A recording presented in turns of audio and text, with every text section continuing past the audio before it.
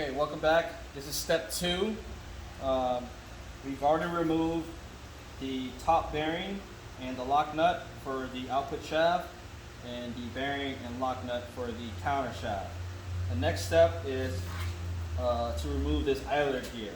Okay, and this idler gear has one bolt that's holding it right here, and that is a size 17 millimeter.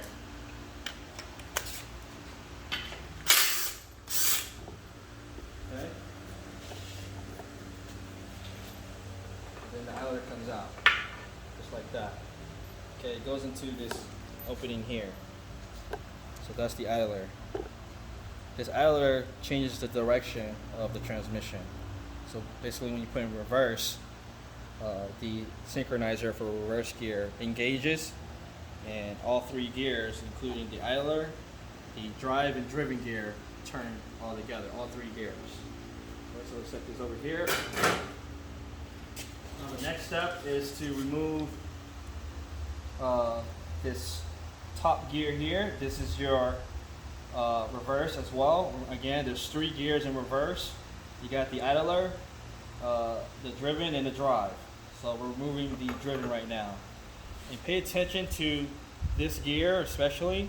Notice that on one side it protrudes out and the other side is more recessed. So this side that sticks out goes inward, okay? It faces towards the transmission. You don't want to make the mistake of putting it backwards. That will cause some problems, okay? So that comes out just like that. Set it right here. Now the next step is to remove the reverse gear synchronizer assembly. So here's the reverse gear. It has 2 needle bearings on the inside of it. Okay, comes out like that. And this is basically your reverse gear, where the synchronizer sits onto this tapered cone here to help sync the sleeve and the clutch teeth here for engagement. Okay, so this is called the clutch teeth. I'm going to set that here. Now the next thing is to remove this shift fork that holds the sleeve. But first, there's a retainer here. You need to remove that first. Okay, and it's like a cup on the other side that holds 2 washers. Okay, so here's a synchronizer first of all for the reverse, just like that. And then you want to get these 2 washers out.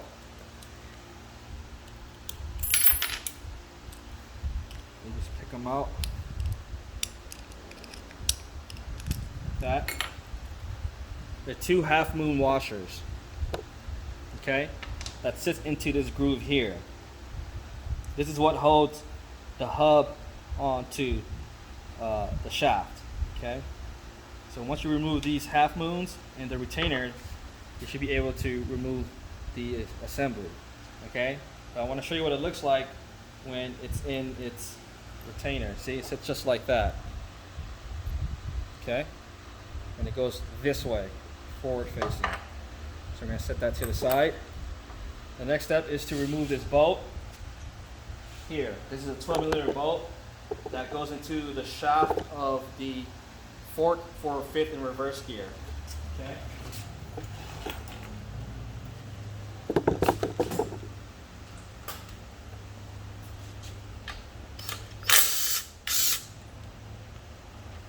And pay attention to that bolt because this is the only one of its kind on this transmission. Notice the taper end on that bolt. Okay, it's only one of these, and that goes into the shift fork for 5th and reverse gear. Just throw that in the bucket. Okay, now this part is a little tricky. We're gonna wanna. Oh, and here's a sleeve that's on top. Don't forget about that. That goes up here.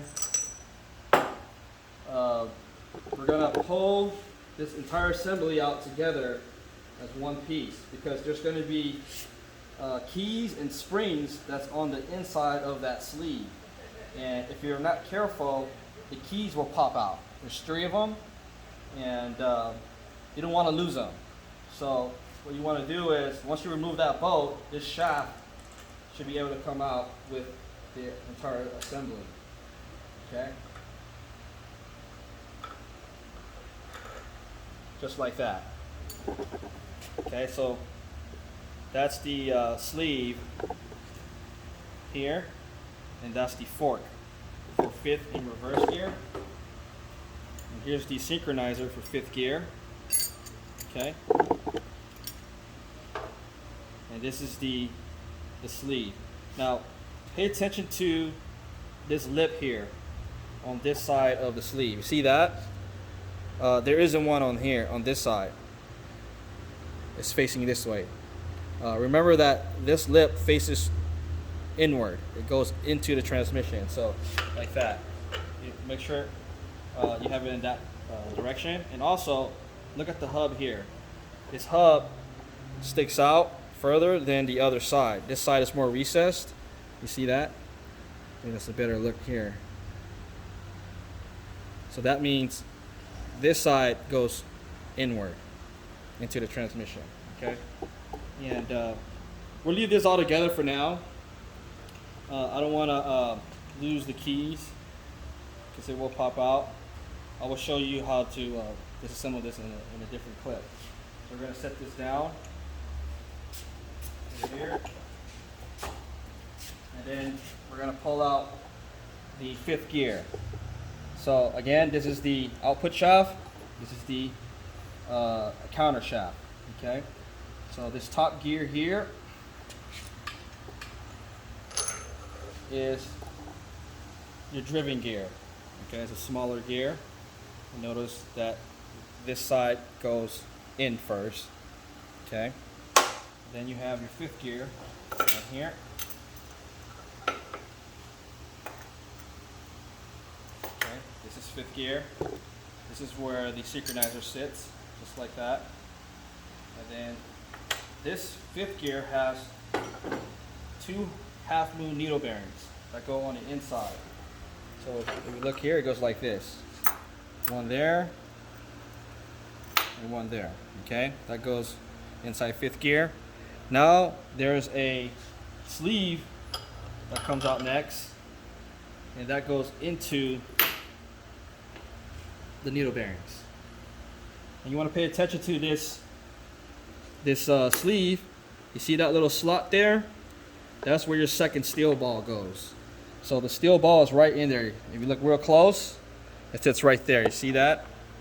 This little ball here, you're going to need to remove with a magnet. Okay.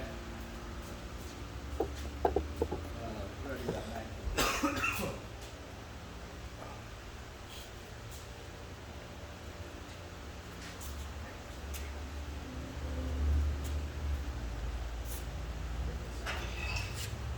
So here's the magnet. We're going to just get it out there. There you go. That's the second steel ball. You do not want to lose this, okay? It can get easily lost. It'll roll off the bench, and if someone kicks it, it's gone. Okay, so throw this in the bucket. There you go. So now we need to remove this retainer plate here. Okay? And there's 6 bolts. They're 12mm bolts.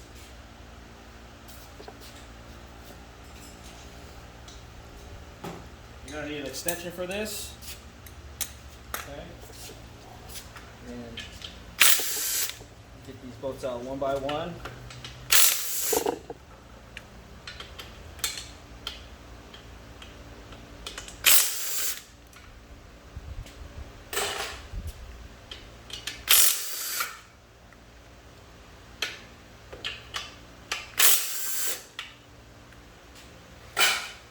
Okay, so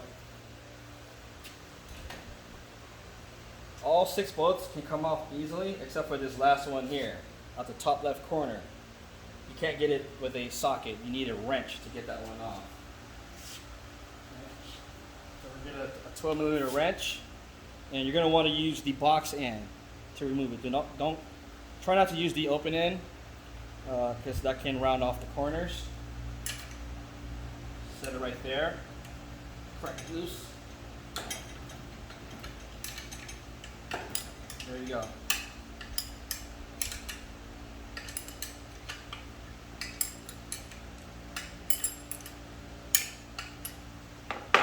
loose enough, you can undo it with your fingers.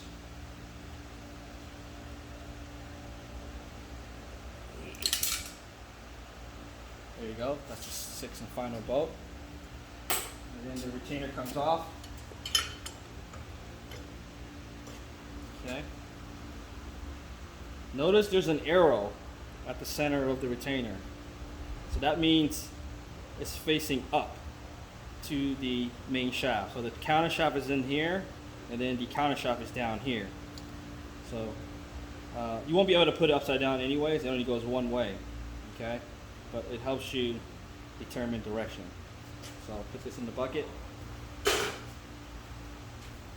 Okay, now you'll see the counter shaft and the main shaft up here.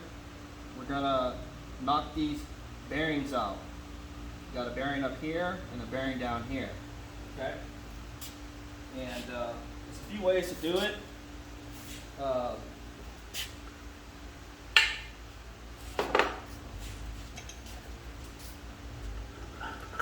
You get a little pry bar, something like this, and you want to get behind that bearing.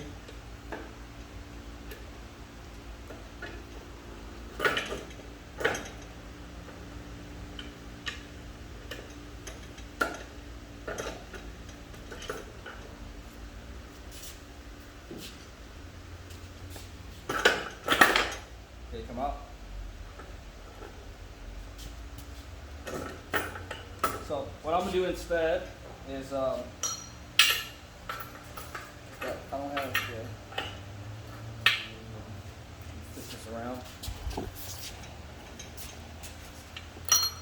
So you see this race? This goes on the bearing for the input shaft. It sits like that. And sometimes it'll just fall out. Don't worry, that's normal. We're just gonna pull this out, and then we're gonna grab the input shaft and kind of rock it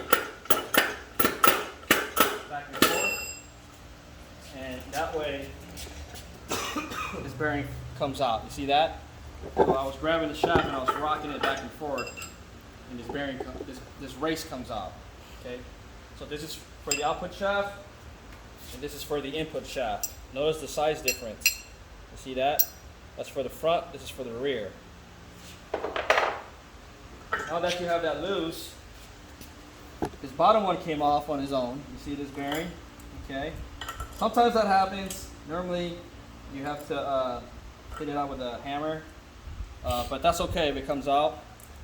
Notice the size difference on this one. Sit that down, and there's one more bearing at the front of the counter shaft down here. It's halfway out, and you're just gonna grab the back end of that counter shaft, and you're just gonna rock it back and forth so that bearing falls out. Okay.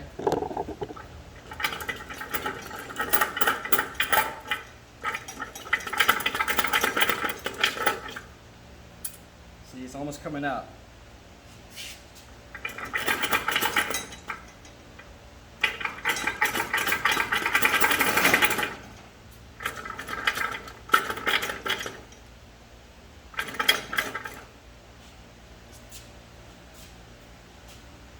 If you want, you can use a brass hammer. Lightly tap the back end.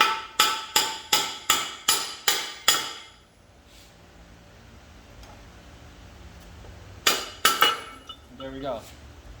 Okay, so that's the other bearing for the counter shaft.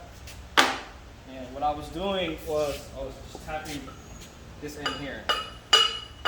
The vibration will cause the bearing to fall out.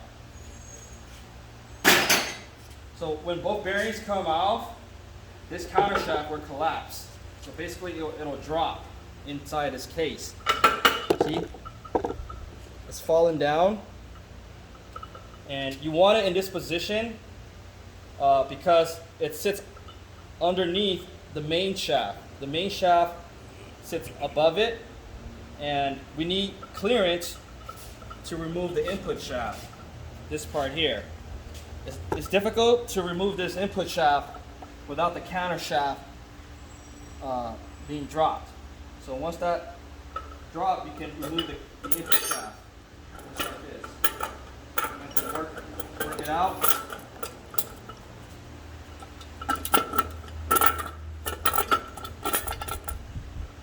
You want to angle it out just like that. Okay? And that's your input shaft. It has the tapered roller bearing right here. This little oil guide right here. This is your clutch teeth there.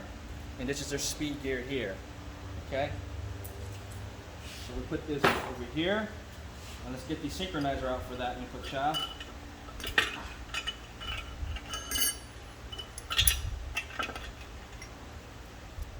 So there's a synchronizer for the input shaft, which sits right here. Okay? And this input shaft also has a needle bearing that goes on the inside, like that. Okay?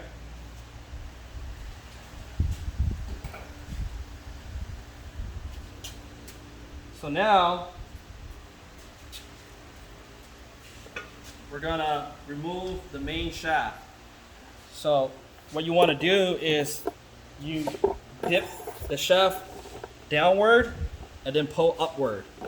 Okay, so pay attention to how I do this. You want to make sure this end here kind of exceeds off the bench, because when you tilt it down, you don't want it hitting the bench. You want it clear and free. So I'm gonna just grab this end, tilt it downward, and then pull up on the shaft and pull it out the case. There we go. So now it's out as an assembly. Okay, all the speed gears are still on this shaft.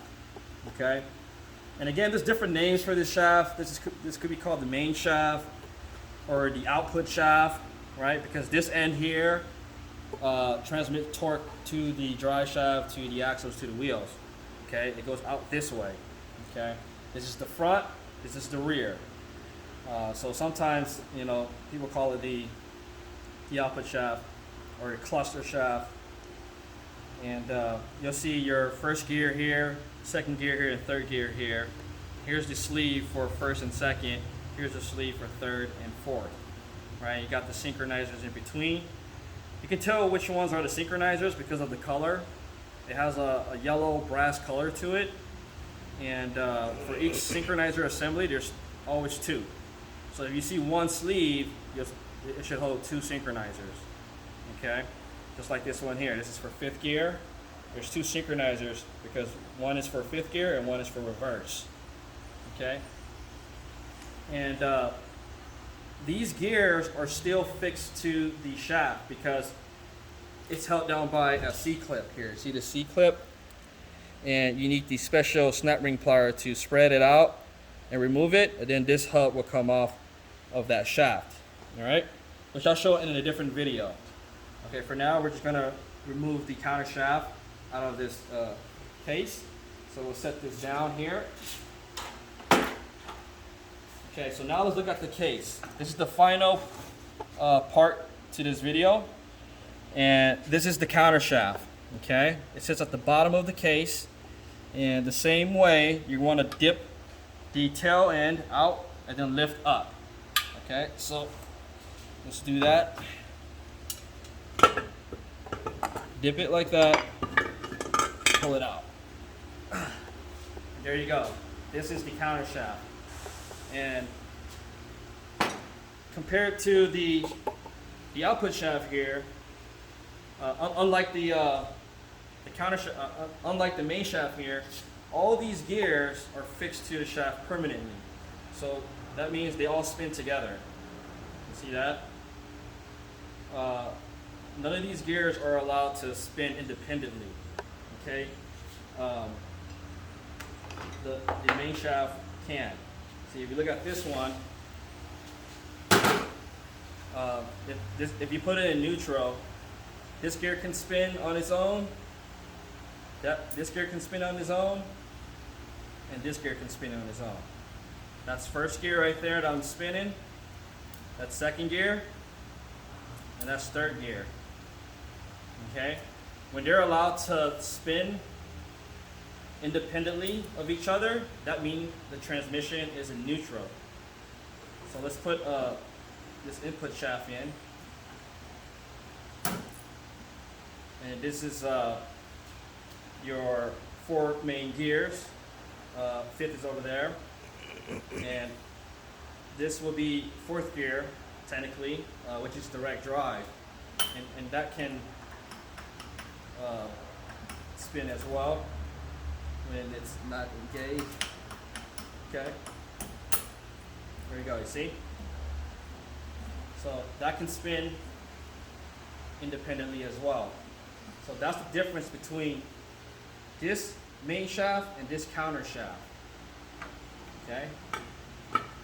Now, if I were to put this into any of the gears, engage it, then they're all spin together. Okay? So let's say I put it in first gear, which is down here. I'll just move the sleeve down, and they should spin together. You see that? See? Now they're all spinning together. Okay? And I'll post another video on tearing this down, and it'll be more in depth on that. So let's put this down for now.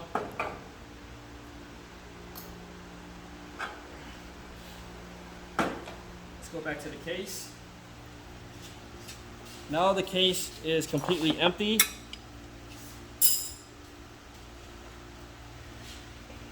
It's pretty light. It's made of aluminum.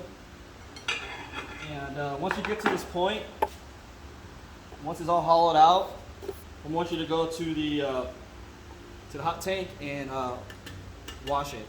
Clean out all the debris, any metal shavings that's left inside, and then dry it off. Okay, before you put your gears back together.